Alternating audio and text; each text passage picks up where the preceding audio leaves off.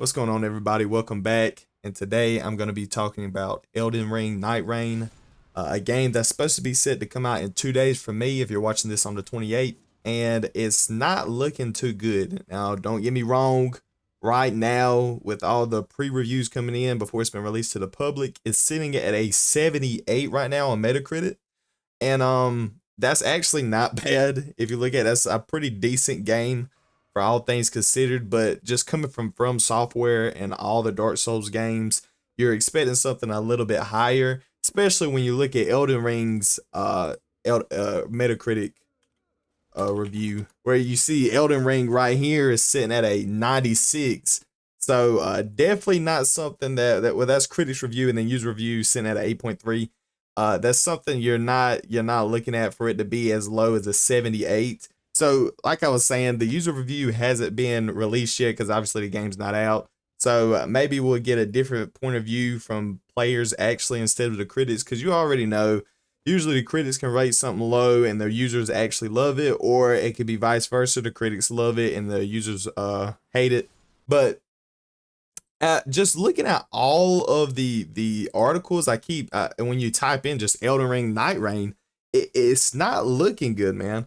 The lowest score from software game in 7 years. And this guy just talks about how Elden Ring itself, for instance, boasts a 96, like we already talked about. Shadow of the Earth is a little lower, while Armor Core is in the low to mid 80s, depending on platform.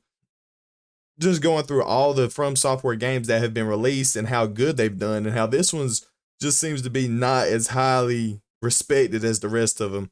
Was said that it was an uncharacteristically frantic take on the Elden Ring experience, and that the Souls-like elements that have been cut have been replaced by surprisingly competent roguelike components. And that's something I'm actually seeing in a couple of articles I've already read, is that a lot of people are saying that the Elden Ring experience, like this guy's saying, has been wiped out completely. And it has to do with, a lot with how they're having to play the game, because obviously for some reason FromSoft doesn't want to do a co-op game, just let people play with each other. They want to do something entirely different, and making this, I believe they said it's like 45-minute matches to go in and actually play.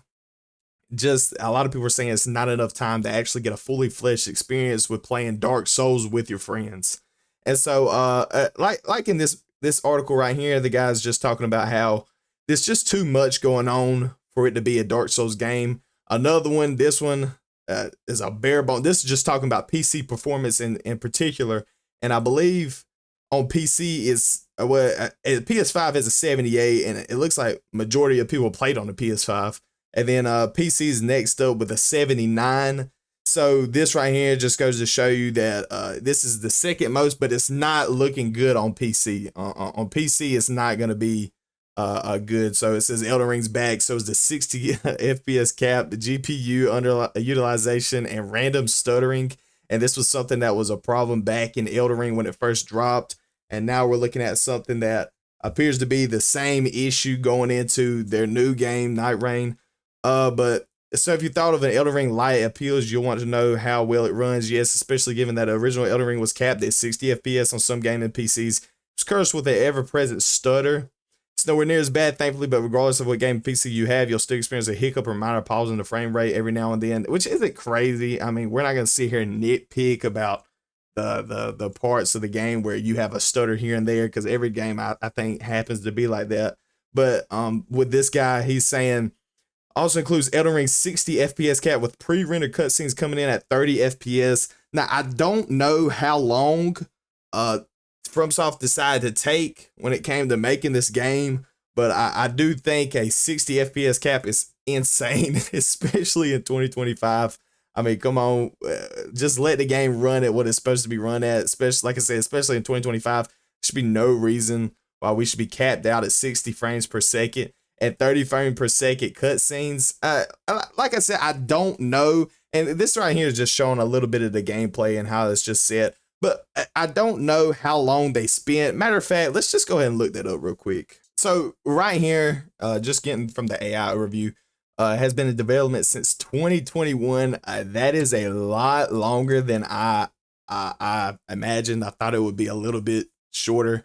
But 2021, given you're at a 60 FPS cap with 30 FPS cutscenes, that's kind of crazy. And this guy's saying at some point, I have no doubt that modders will knock up something to get around this limit, but it shouldn't have to take modders to fix something like that. And this is what trips me out about FromSoft games. And I know I'm going to get comments about guys talking about, oh, this and that, Dark Souls, blah, blah, blah, blah, the Dark Souls defenders. But my thing is it's getting to a situation of like a Nintendo. And I'm not saying that all these games are bad or this game's going to be terrible or this or that. But come on, man. Can we at least do a little bit better, especially on PC? Can we do a little bit better than 60 FPS, 30 FPS on cutscenes? Can we do a little bit better than that, man? I mean, that's all I'm asking for. But like I said, due to the rate limit, let's go ahead and back to the article. There was a little point in doing a normal PC performance analysis. Let's see, testing all the quality presets across the 3 resolutions. So for Nightreign, I've simply run the game on a range of PCs that captures how well the game runs. It's not a concentrated spread of configurations, but it should give you a reasonable idea as to how well it will run. So this is just talking about, I guess, the certain ones he has. So this is a Core i5 4070. And that's actually a 4070 is a pretty high one with 32 gigabytes DDR5. So he's sitting at a solid 60 FPS. Did dip down to 9 at one point. The low right there was 50, 52, 9 again. So, I mean, let's see, this RX 6750 XT.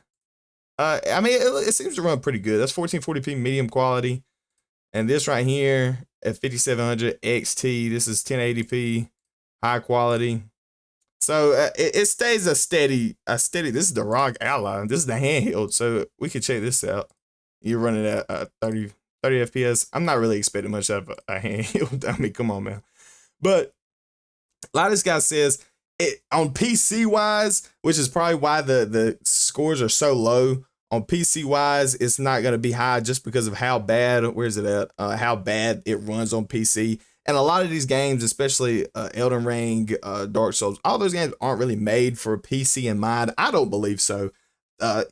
A lot of them I feel like are more inclined to be put out on consoles. A lot of people are looking at consoles to play these games, not really on PC. But that's not the only one I've seen.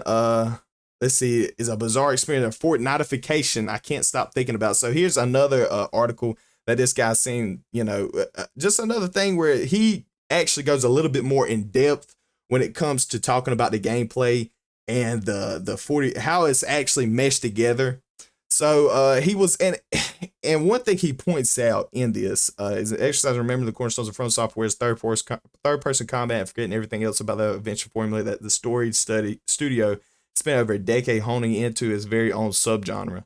So this is just how it's not really, like I was saying before, not really Dark Souls, but more along the lines of its own separate thing, just with the Dark Souls name attached to it. I eventually beat the dog, but now the rest of the bosses, who each have their own unique techniques and weaknesses. Like a match of Elden Ring and Mega Man by way of MOBA and Battle Royales, you collect rooms, level up, fire better gear, try to craft a build, and survive brutal fights, all condensed into 45-minute runs. This guy's played 10 hours, and he's waiting for his friends. And this is one thing that I don't like, is that in order for a game to be fun, you have to play it with friends. Yes, obviously, any game you play with friends is going to be fun. It's going to make it better because you know the people you're playing with. It's going to be more enjoyable.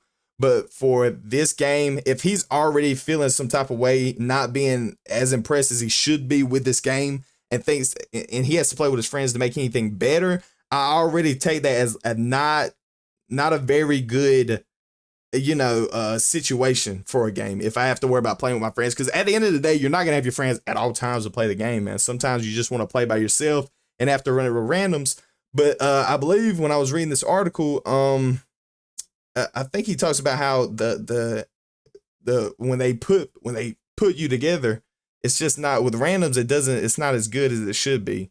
And another thing that he's brought out, and I have seen as well right here, is despite the ability to play solo offline, this is not something your friends will ever want to actually bother with unless From Software drastically nerfs the difficulty at some point. This game is not meant to be played solo at all. This game is not supposed to be played by yourself. You have to have other people with you. That's what a lot of these other reviews have talked about, is that this game is meant to be played 3 people. Now, you can't even play it with, you're not allowed to play it with 2. And so they were talking about, you know, mods being put in for that, but you cannot play it with 2 and you cannot play it with 1. You have to play it with 3 just because of the difficulty of the game. So somebody that likes to play solo, this is not going to be a game for you, man. And I hate that games do that as well. Excuse me, where they have it set to a certain number of people that you have to play. You can't run it solo by yourself. Maybe eventually that'll be put out, but for right now, if you buy this game, you will have to play with randoms or friends, one or the other. There's not going to be, and I know his whole spiel is that it's supposed to be a co-op experience, but sometimes somebody that just wants to play a new FromSoft game, they want to play a Dark Souls style game, this is going to be something they want to play. They can't without having to play with other people. And so this guy, right here, Nightreign can officially feel like a mix of the best and worst parts of Destiny 2 raid when you struggle together for hours on a tough challenge, learning encounters and boss fights, training both your mind and muscle memory to play a specific role that will contribute to the overall group success. It can be the highest of gaming highs magnified by the shared experience of what it took to get there and the personal stories and anecdotes that flow from that. But when victory never comes or weak links in the chain become impossible to conceal, people get angry, they log off, and they install. So this is one thing you're going to have to worry about when you play with randoms is how bad these people might be and how you might not get into a situation. It might be a situation where you can't get into a game with good people. You know what I mean?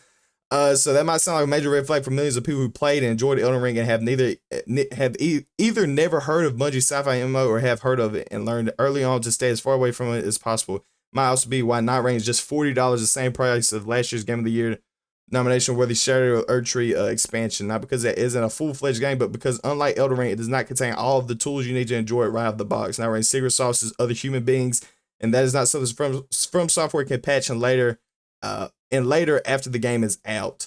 So just the whole point of this video I'm trying to make, man, is that there's a lot of hype behind this game. And one thing I'm not going to like to see is that people are coming into it expecting something like a Elden Ring with friends. And in reality, that's how it's really been pitched, in all honesty. If you have not done depth seeking into the game, if you haven't thought about looking into the game at all, and you just hear it from friends and everything, you're thinking in your mind, you hear Elden Ring Nightreign off rip and they say co-op, you're thinking in your head, hey, this is going to be Elden Ring just co-op. And it's not. It's nothing like that. This is something completely different. So a lot of these people that are going to be buying this game because a lot of people do buy the game and don't even look into what they're buying. They just buy just off of their friends telling them, you know what I'm saying? But and their friends could be telling them, hey, because I mean, there's been many times, and we've all been in a situation where our friends tell us to buy something and we get it, and it turns out to be nothing they were talking about. You play it for like a day and that's it. But you got to understand that this is going to be one of those games where a lot of people think this is Elden Ring co-op, and it's nothing like how Elden Ring's supposed to be. But that's just my little rant for today, man. Hopefully you guys enjoyed the video. If you haven't already, like, comment, subscribe, and I will see you guys in the next one. Peace.